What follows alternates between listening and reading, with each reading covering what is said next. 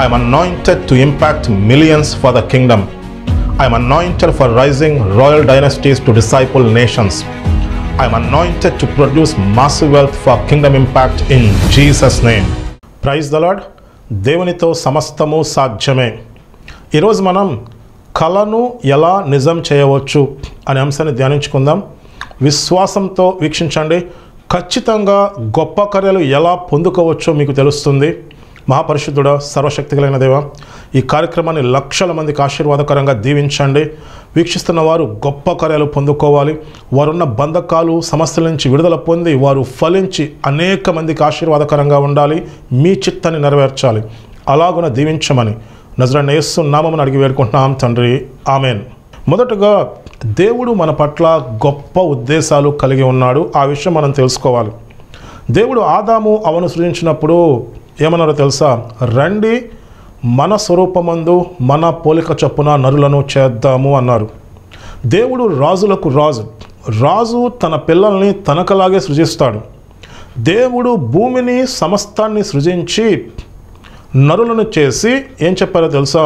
మీరు ఫలించి అభివృద్ధి చెంది విస్తరించి భూమిని నిండించి దాన్ని లోబరుచుకోండి. ఆకాశ పక్షులను, సముద్రపు చేపలను, భూమి మీద ప్రాకే ప్రతి జంతువును ఏలుడని చెప్పాడు. అంటే దేవుడు ఏం చెప్పాడో తెలుసా? Let them have dominion. మీరు ఏలి పరిపాలించండి. అంటే దేవుడు వాళ్ళతో ఏం మాట్లాడుతున్నాడు? నేను రాజులకు రాజును, సమస్త సృష్టిని నేను సృజించాను, మీరు నా పిల్లలు, మీరు ఏలి పరిపాలించండి. ఈ భూమి మొత్తాన్ని ఏదైనా వనంగా మార్చండి, ఈ భూమి మొత్తాన్ని పరలోకంగా మార్చండి, నేను దానికి కావలసిన అధికారం మీకు ఇచ్చాను అని దేవుడు చెప్పాడు. దేవుడు మన పట్ల అంత గొప్ప ఉద్దేశాలు కలిగి ఉన్నారు. మీరు చదవండి, ఆదాము గురించి బైబిల్లో ఏముంటుందంటే, ఆదాము దేవుని కుమారుడు. అయితే అపవాది మాటలు నమ్మి అపవాది మాయలో పడిపోయి దేవుడు కలిగి ఉన్న గొప్ప ఉద్దేశాలని మనిషి కోల్పోయాడు. మొత్తం సమస్తాన్ని కోల్పోయాడు. నరకానికి వెళ్ళటమే కాదు, దేవునితో ముఖాముఖిగా మాట్లాడే అవకాశాన్ని, దేవునితో సహవాసాన్ని, ఆశీర్వాదాన్ని మొత్తం కోల్పోయి దరిద్రము, సమస్యలు, బంధకాలు, మరణం అన్నీ వచ్చేసినాయి భూమి మీదకి. అదే అపవాది మాయలో ఉండి ఇప్పుడు కూడా అనాథల్లాగా నేను ఎందుకు పనికిరాను, నా జీవితం ఇంతే, నా పరిస్థితి ఇంతే, నేనేం చేయలేను అని జీవిస్తున్నారు. అది తప్పు. యేసు ప్రభువు ఈ లోకానికి వచ్చి మన పాపాలు, మన దోషాల నిమిత్తమైన వెల చెల్లించి మనం కోల్పోయిన మొత్తాన్ని దేవుడు మనకి తిరిగి ఇచ్చేశాడు. ఏమిచ్చాడో తెలుసా? నీతిని మనకిచ్చాడు. ఉచితంగా నీతిని దానంగా ఇచ్చాడు. దాంట్లో ఉన్న మర్మం ఏంటో తెలుసా?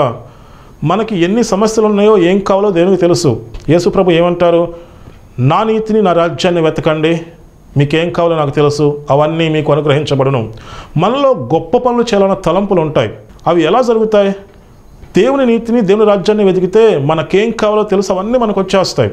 యేసు ప్రభు ఈ లోకానికి వచ్చి మన పాపాలు, మన దోషాలకి ఆయన వెల చెల్లించి ఆయన నీతిని మనకిచ్చాడు. అంటే మరలా మనం దేవుని స్వరూపమందు, దేవుని పోలికలోకి మార్చబడ్డాం. మరలా మనం దేవుని పిల్లలుగా మార్చబడ్డాం. మీరు బైబిల్ చదవండి. ఎందరైతే యేసు ప్రభువుని అంగీకరిస్తారో వారు దేవుని పిల్లలు అవటానికి అధికారం ఇవ్వబడింది. ఇప్పుడు మనం రాజులకు రాజు పిల్లలం. మన పట్ల దేవుడు గొప్ప ఉద్దేశాలు కలిగి ఉన్నారు. అవి ఎలా బయటకు వస్తే మీకు చెప్తాను చూడండి. మీరు బైబిల్ చూసినట్లయితే అపోస్తల కార్యములు 2వ అధ్యాయం 17వ వచనం, అంచె దినముల యందు నేను మనుష్యుల మీద నా ఆత్మను కుమ్మరించెదను, మీ కుమారులు మీ కుమార్తెలు ప్రవచించెదరు, మీ యవనులకు దర్శనము కలుగును, మీ వృద్ధులు కలలు కందురు. అంచె దినముల యందు మనుష్యులందరి మీద దేవుడు తన ఆత్మను కుమ్మరిస్తానని చెప్పాడు. ఆత్మను కుమ్మరించి మన పట్ల ఉన్న గొప్ప ఉద్దేశాలను దేవుడు మనకి బయలుపరుస్తాడు. చాలా గొప్ప ఉద్దేశాలు కలిగి ఉన్నాడు. భూమికి ఆకాశము ఎంత ఉన్నతంగా ఉందో మన తలంపుల కంటే దేవుని తలంపులు అంత ఉన్నతంగా ఉన్నాయి. దేవుడు మనకి ఒక దర్శనం ఇచ్చినప్పుడు అది ఎలా నెరవేరుతుంది వినండి, మొత్తం మీ జీవితం మారిపోతుంది. ఉదాహరణ, యోసేపు కలలు కనేవాడు. ఆ కలలు ఎలా నెరవేరినాయి, మన జీవితంలో కలలు ఎలా నెరవేరుతాయి నేను మీకు చెప్తాను. మొదట దేవుడు నీ పట్ల కలిగి ఉన్న గొప్ప ఉద్దేశాన్ని నీకు బయలుపరిస్తే మీరు దాన్ని ఎనలైజ్ చేసి దాని గురించి ఆలోచించి ఇది అవ్వదు, ఇది జరగదు, నేను ఇంతే, నా జీవితం ఇంతే అనాథలాగా ఆలోచించొద్దు. దేవుడు నీ పట్ల ఉన్న గొప్ప ఉద్దేశాన్ని బయలుపరిస్తే దాన్ని అంగీకరించండి, దాన్ని యాక్సెప్ట్ చేయండి. మొదటి పని అది. దేవుడు మనందరి పట్ల గొప్ప ఉద్దేశాలు కలిగి ఉన్నారు. ఆ విషయాన్ని ముందు అంగీకరించండి. దేవుడు సమస్త సృష్టిని సృజించాడు. మన పట్ల చాలా గొప్ప ఉద్దేశాలు కలిగి ఉన్నాడు. దేవుని గొప్ప ఉద్దేశం ఏంటో తెలుసా? ఏదైనా మనం ఎలా ఉందో భూమంతా అలాగే ఉండాలి. భూమంతా పరలోకంలా ఉండాలి. అది ఎవరు చేస్తారు? మనమే చేయాలి. దేవుడంట తన శత్రులు తనకు పాదపీఠంగా అయ్యే వరకు తండ్రి కుడిపాసంలో కూర్చుని ఉంటారు యేసు ప్రభు. భూమి మీద పరిస్థితులు చక్కబడే వరకు యేసు ప్రభు తండ్రి కుడిపాసంలో కూర్చుని ఉంటారు. మరి భూమి మీద పరిస్థితులు చక్కబెట్టేది మనం. దాన్ని బట్టి దేవుడు మన పట్ల గొప్ప ఉద్దేశాలు కలిగి ఉన్నాడు. అది నమ్మండి. మీరు ఎప్పుడైతే దేవుని మాట వింటారో, ఎప్పుడైతే యథార్థంగా దేవుళ్ళు ఎదుగుతూ ఉంటారో, ఎప్పుడైతే దేవుని మాట నమ్మి దేవుని పనికి ఆర్థికంగా సహకరిస్తారో, అప్పుడేమవుతుందో చెప్పనా? దేవుడు చూస్తూ ఉంటాడు. తన ఎడల యథార్థ హృదయం గలవారిని బలపరుచుటకై యెహోవా కనుదృష్టి లోకమందంతటా సంచారము చేయుచున్నది. మీకు ఒక డౌట్ రావచ్చు. నేను ఎప్పుడు చెప్పినా మనం యథార్థంగా ఉండాలి, దేవుని యొద్ద నేర్చుకోవాలి, దేవుని పనికి ఇవ్వాలి అని ఖచ్చితంగా ఎందుకు చెప్తున్నాను? నువ్వు దేవుణ్ణి నమ్మకపోతే దేవుడు నిన్ను ఎలా నమ్ముతాడు? ఈ లోక ధనం విషయంలో నువ్వు నమ్మకంగా లేకపోతే సత్యమైన ధనం ఎలా ఇస్తాడు నీకు? అంత గొప్ప భవిష్యత్తు ఉంది, నువ్వు ఇన్ని గొప్ప కార్యాలు చేస్తావని చెప్పి దేవుడు నిన్ను అభిషేకించి నీ ద్వారా అన్ని గొప్ప కార్యాలు ఎలా జరిగిస్తాడు? ముందు నువ్వు నమ్మాలి కదా. దేవుడు మన కోసం ప్రాణం పెట్టాడు, దేవుడు తన మాట మీద నిలబడతాడు అని ముందు నువ్వు నమ్మితే, కొంచెంలో నమ్మకంగా ఉంటే నీ జీవితం మొత్తం మారిపోతుంది. క్రైస్తవులకున్న సమస్య ఇది. వాళ్ళు ఏమైనా చేస్తారు, సమస్యల్లో ఉంటారు, సమస్యలు పోవడానికి మొత్తం ఖర్చు పెట్టేస్తారు, అన్నీ చేస్తూ ఉంటారు. దేవుని పనికి ఇవ్వరు, దేవుణ్ణి నమ్మరు. నమ్ముతున్నామనే భ్రమలో ఉన్నారు. అందరూ కాదు, ఎక్కువ మంది ఆ సమస్యల్లో, ఊబిలో, బంధకాల్లో, అపవాది మాయలో ఉండి అనాథలుగా జీవిస్తున్నారు, బంధకాల్లో జీవించేస్తున్నారు. అలా ఉండాల్సిన అవసరం లేదు. మీరు దేవుణ్ణి నమ్మండి, దేవుని పని చేయండి, లేకపోతే దేవుని పనికి ఆర్థికంగా సహకరించండి. దేవుని పనికి ఇచ్చినప్పుడు దేవుడు ఏం చేస్తాడో తెలుసా? నీకు సత్యమైన ధనం ఇస్తాడు. అప్పుడు అపవాది మాయలో నుంచి నువ్వు బయటకు వస్తావు. దేవుడు అనేకమైన మర్మాలు నీకు బయలుపరుస్తాడు. నువ్వు నేర్చుకోవాలి దేవుని దగ్గర. దేవుడు నీకు బయలుపరుస్తాడు. దేవుడు నీకు త్రోవలు సరళం చేస్తాడు. దేవుడు నీ పట్ల కలిగి ఉన్న గొప్ప ఉద్దేశాన్ని నీకు బయలుపరుస్తాడు. ముందు దాన్ని అంగీకరించాలి. అంగీకరించటం చాలా అవసరం. నువ్వు నమ్మాలి. అదేంటంటే, దేవుడు నీ పట్ల కలిగి ఉన్న గొప్ప ఉద్దేశంలో ఒక 10% మాత్రమే. 10% ఏంటి? అంగీకరించాలి. నువ్వు దేవుడు గొప్ప ఉద్దేశాలు కలిగి ఉన్నాడు, నువ్వు ఇలా చేస్తావు. అది బిజినెస్ కావచ్చు, పరిచర్య కావచ్చు, ఇంకేదైనా ఇన్నోవేషన్ కావచ్చు. నువ్వు ఏం చేసినా దేవుని చిత్తాన్ని భూమి మీద నెరవేర్చాలి. నువ్వు చేసే పని ద్వారా దేవుని పనికి సపోర్ట్ చేయాలి. నువ్వు చేసే పని ద్వారా దేవుణ్ణి ఘనపరచాలి. మన స్వార్థంతో మనం జీవించడానికి కాదు. నువ్వు ఉన్నత స్థానానికి వచ్చావా, బిజినెస్లో మంచి స్థానానికి వచ్చావా, నువ్వు దేవుని పనికి ఆర్థికంగా సహకరించాలి. నువ్వు దేవుని చిత్తాన్ని నెరవేర్చాలి. నువ్వు ఏం చేసినా దేవుని చిత్తాన్ని నెరవేర్చాలి. అప్పుడు దేవుడు మన పట్ల కలిగి ఉన్న గొప్ప ఉద్దేశాన్ని మనకి బయలుపరుస్తాడు. యోసేపుకు దేవుడు బయలుపరిచాడు. కలలు కలేవాడు. కలలు ఇమీడియట్గా నెరవేరుతాయా? నెరవేరవు. నమ్మాలి. ఎంత పెద్దగా ఉంటుందంటే అసలు ఎవరూ నమ్మలేని స్థితిలో ఉంటుంది. వాళ్ళు ఎక్కడో సంచార జాతి అన్నమాట. గొర్రెలు కాచుకునేవాళ్ళు. యాకోబు కుటుంబం. ఒక్కసారే అంత గొప్ప దర్శనం వాళ్ళు నమ్మలేని స్థితి. ముందు నువ్వు నమ్మాలి. నమ్మిన తర్వాత ఏం చేయాలి దాని గురించి నేను జాగ్రత్తగా చెప్తాను, వినండి. గొప్ప కార్యాలు ఎలా పొందుకోవచ్చో తెలుస్తుంది. కన్సీవ్ అయిన తర్వాత, అంటే గర్భం దాల్చినప్పుడు లోపల 10 నెలల్లో బేబీ ఎదుగుతూ ఉంటుంది. 10 నెలల తర్వాత జన్మనిస్తే ఈ లోకంలో ఉన్న హార్ష్ కండిషన్స్ని, పరిస్థితుల్ని తట్టుకొని ఆ బేబీ జీవిస్తుంది, ఎదుగుతుంది. అలా కాకుండా 4 నెలలకే డెలివరీ అయిపోతే భూమి మీద ఉన్న పరిస్థితుల్ని ఆ బేబీ తట్టుకోలేదు. ఆ బేబీ జీవించి ఉండలేదు, ఎదగలేదు. అంటే మనకు ఒక ఐడియా వచ్చిన తర్వాత ఆ ఐడియాని డెవలప్ చేయాలి. దేవుడు మన ఐడియాని ఎలా డెవలప్ చేస్తాడో నేను చెప్తాను, మీరు జాగ్రత్తగా వినండి. దాన్ని డెవలప్ చేయాలి మనం. అంతేగాని దేవుడు దర్శనం చూపించాడు, గొప్ప పరిచయం చేస్తానని చెప్పి నువ్వు తెల్లారపటికి రెడీ అయ్యి వెళ్తే బొక్కబోర్లుగా పడతావు. దేవుడు నీ పట్ల గొప్ప ఉద్దేశాన్ని బయలుపరిచాడు, దాన్ని నువ్వు డెవలప్ చేయాలి. ఎలాగో ఇంకో ఉదాహరణ చెప్తాను. ఒక పాప, తనకు 10 years అనమాట, వాళ్ళ మమ్మీని అడుగుతుంది, మమ్మీ ఈ డ్రెస్ చాలా బాగుంది, ఎప్పుడుది ఈ డ్రెస్ అంటే మమ్మీ చెప్తుంది, ఇది నా వెడ్డింగ్ డ్రెస్ నానా అంటుంది. నేను వేసుకోవచ్చా అంటే అమ్మ నీకు అది పట్టదు, పెద్దదవుతుంది అంటుంది. నాదొక ప్రశ్న, 10 సంవత్సరాలు ఉన్న పాపకి ఆ వెడ్డింగ్ డ్రెస్ ఎప్పుడూ పట్టదా? అప్పుడు పట్టకపోవచ్చు, కానీ ఆ పాప ఎదిగితే తన మదర్ యొక్క వెడ్డింగ్ డ్రెస్ వేసుకోవచ్చు. అంటే మనం ఎదిగితే, మనం ఐడియాని డెవలప్ చేస్తే ఐడియా నిజ స్వరూపంలోకి వస్తుంది. అంటే దేవుడు మనకేమైతే కళ ఇచ్చాడో దాన్ని భూమి మీద నిజం చేయొచ్చు. ఫస్ట్ ఏంటంటే దేవుడు మన పట్ల గొప్ప ఉద్దేశాలు కలిగి ఉన్నాడు, దాన్ని అంగీకరించాలి. మనం అనాథలం కాదు, ఎందుకు పనికి రాకుండా జీవించడానికి ఇక్కడ లేము. రెండవది, ఎప్పుడైతే మనం దేవుని మాట వింటామో దేవుడు మన పట్ల ఆ గొప్ప ఉద్దేశాన్ని మనకు తెలియచేస్తాడు కదా, నువ్వు నమ్మావు. రెండోది, నువ్వు దాన్ని డెవలప్ చేయాలి, నేర్చుకోవాలి. దేవుడు ట్రైనింగ్ ఇస్తాడు. ఆ ట్రైనింగ్ గురించి మనం మాట్లాడదాం. నువ్వు ప్రార్థన చేయాలి. దేవుడు నీకు చూపించిన దర్శనానికి తగ్గట్టుగా నువ్వు ప్రార్థన చేయాలి. దానికి తగ్గట్టుగా నువ్వు నేర్చుకోవాలి. నువ్వు దేవుని పని చేయటానికి కూడా నేర్చుకోవాలి. బైబిల్ ఉంది తెలుసా, నా కాడి ఎత్తుకుని నా యొద్ద నేర్చుకోండి అని రాయబడి ఉంటుంది.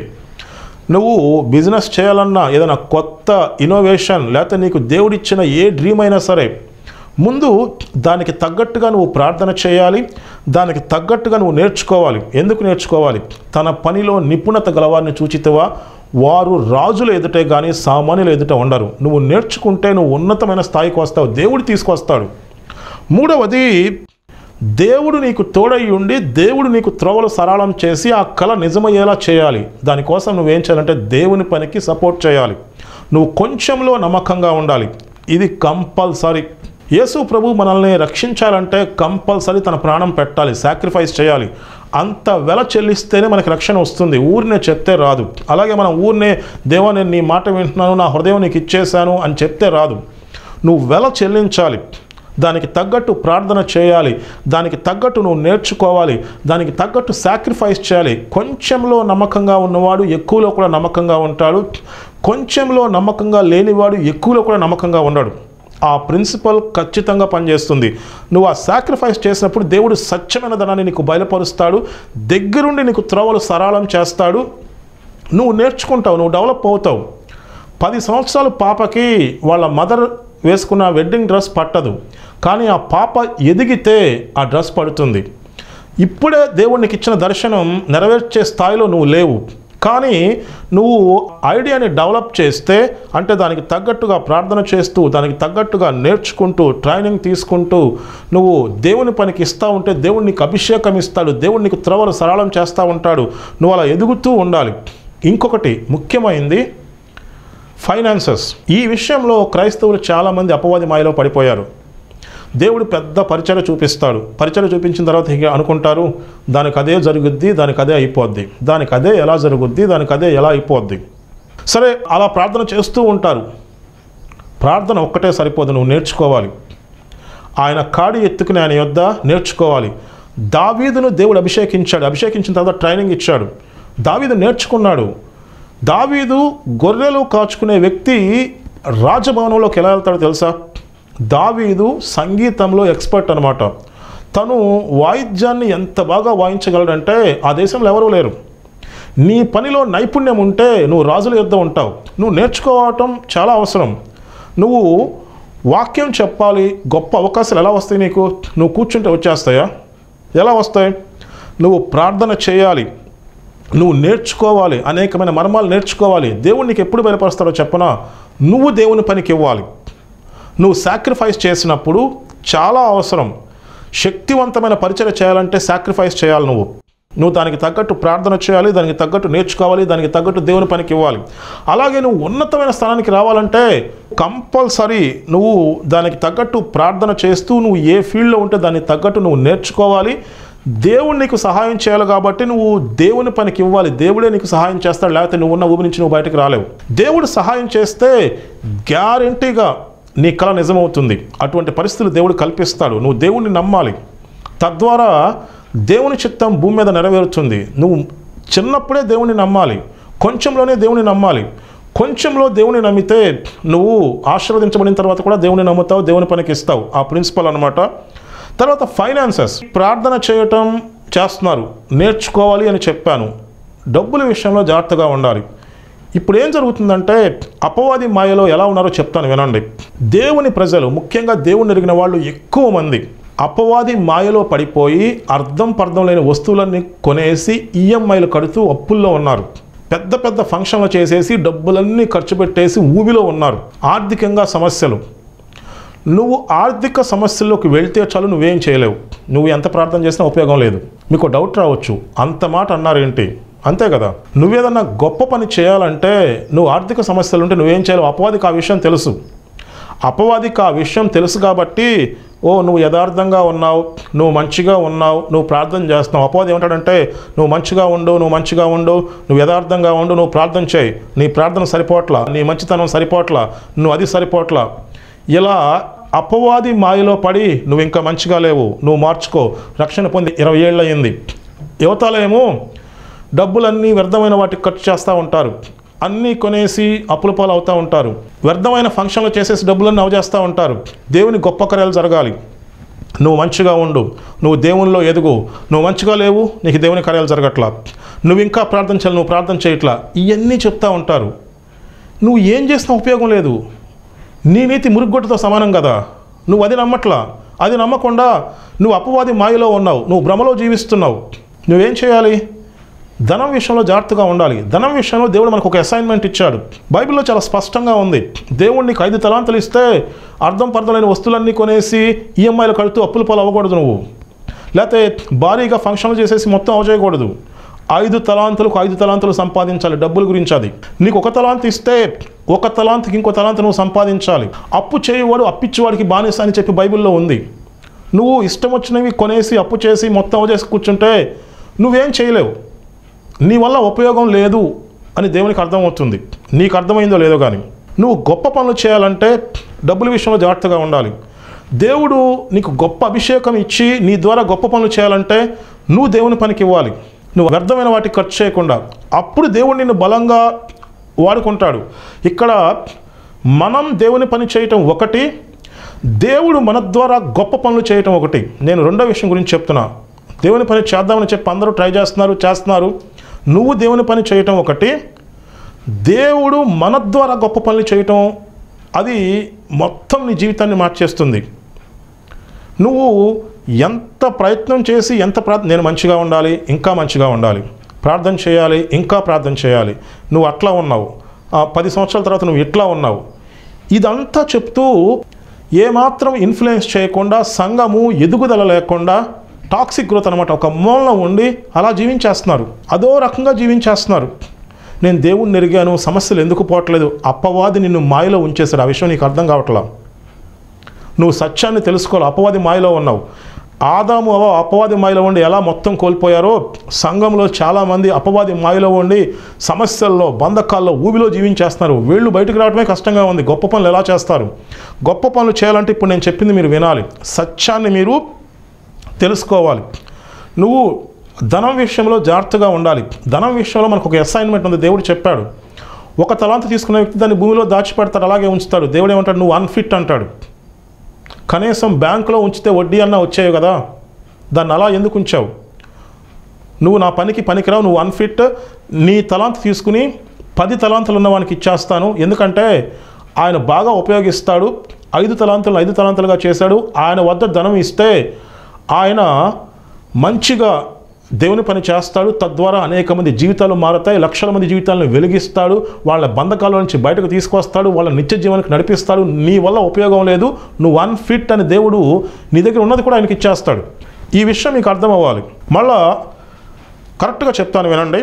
దేవుడు మన పట్ల గొప్ప ఉద్దేశాలు కలిగి ఉన్నాడు, అది నమ్మండి. దేవుడు నీకు ఏదైనా గొప్ప పని చేయాలని చెప్తే ముందు దాన్ని అంగీకరించండి. అది 10% మాత్రమే. రెండోది ఏంటంటే, ఆ కళ నిజం అవ్వాలంటే ఆ ఐడియాని డెవలప్ చేయాలి. దాని గురించే మనం మాట్లాడుతున్నాం. ఆ డెవలప్ చేసే దాంట్లో మనం ఎలా ఉన్నామో దేవుడు పరీక్షిస్తూ ఉంటాడు. దేవుడు అనేక మందిని పిలుస్తారు. పిలవబడిన వారు అనేకులు, ఏర్పరచబడిన వారు కొందరే.